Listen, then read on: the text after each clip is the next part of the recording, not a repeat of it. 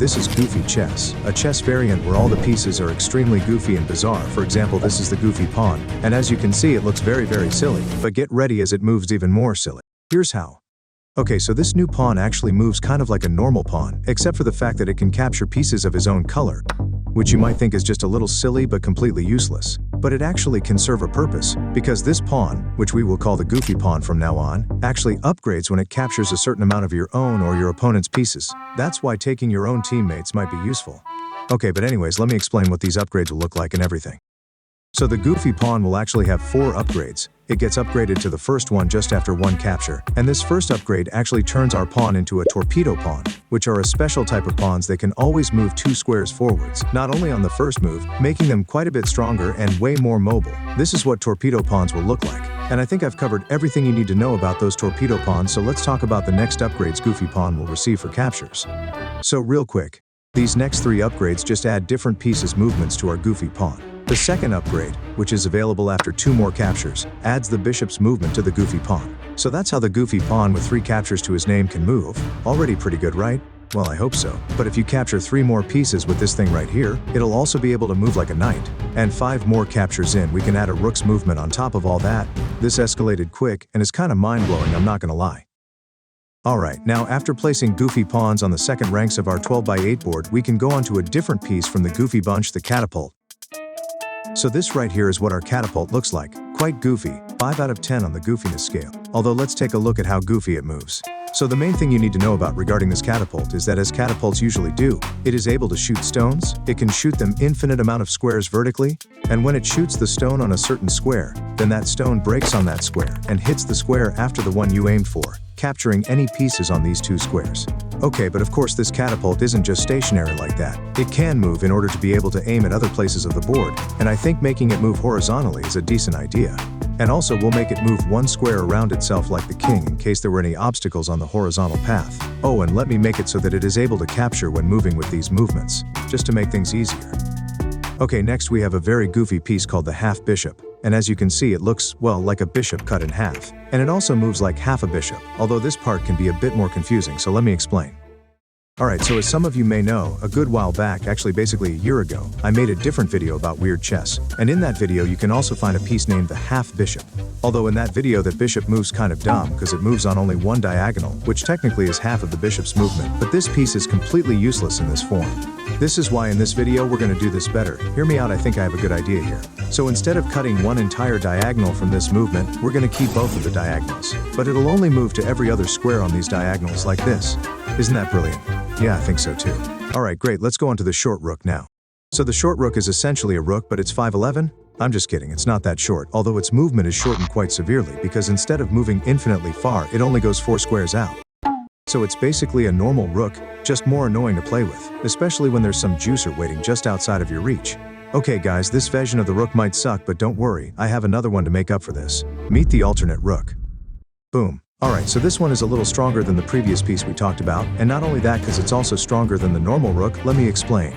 So after taking the last good look at our new piece and acknowledging that it looks absolutely awesome, we're going to take it on the board and we'll start talking about its movement, which starts with normal bishop's movement. What the hell? I know it's pretty weird, it's pretty goofy, but that's what we're here for, so bear with me for a minute. Because besides ironically starting with the bishop's movement, it also moves vertically. Although this vertical movement also isn't 100% normal, that's because it literally skips the first square of this movement and start from this one. Well, that's weird. Anyways, let's keep going. Next up is actually yet another rook, and prepare yourself because it is goofy as hell. I mean, it is literally called the Goofy Rook, so I think you know what to expect.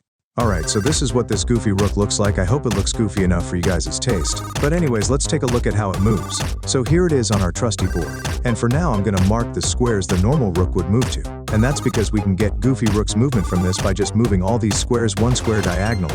And that's basically how this piece moves, although it can also move to this square right here on the opposite side. And that's because if this piece ended up in the corner of the board somehow, it wouldn't be able to get out of there if not for moving to this 1 square.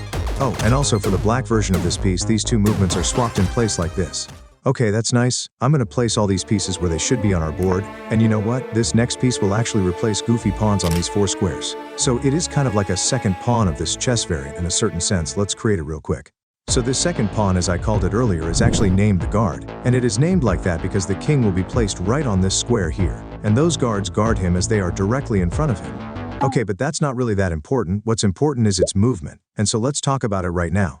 Alrighty, so the guard moves in this weird way, where it moves normally one square to the sides, and it can both move to those squares and capture on these squares, and additionally it moves one square diagonally. Although on these diagonal squares it can only capture, it can't move to them if there is no piece on them. This makes for a pretty interesting movement, although it's not the strongest movement out there, and so this piece can basically only be used in a defensive manner. Okay, but that's enough of this weak shit. Let's go for something stronger. For example, the what the hell queen, which as you might have expected moves almost like our normal queen from normal chess. But then I came in and completely ruined it with a twist. I'm just kidding. Whether I ruined it or not is up to your judgment, I guess. I'm just gonna show you what this twist changes here. So basically what I changed here is I simply removed the first square from every direction it moved to, leaving us with what you see here. Okay, now let's discuss the king of this variant, which will actually move like a normal king. And while you guys might not really like it this way, it is kind of fitting for it to be this way because otherwise it'd be very hard to checkmate that king, especially if it moved far, for example, like this. Regarding the king's looks, it also looks exactly like a normal king, and so it is essentially a completely normal, not goofy king. I'm sorry for this lack of goofiness, guys. I promise all the rest of the pieces won't be normal.